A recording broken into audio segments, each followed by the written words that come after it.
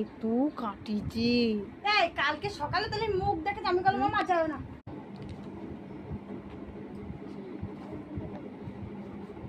কি আমার কোন চার্জ দিতে ওই করে চার্জ ভিডিও করতে চার্জ লাগে। ওমা কি খাইছো? আমি খাইনি, সকালে কিছুই দিস মুড়ি চা খাইছি।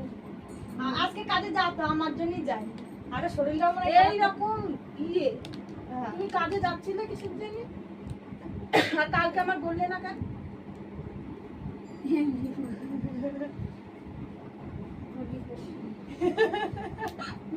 কি খারাপ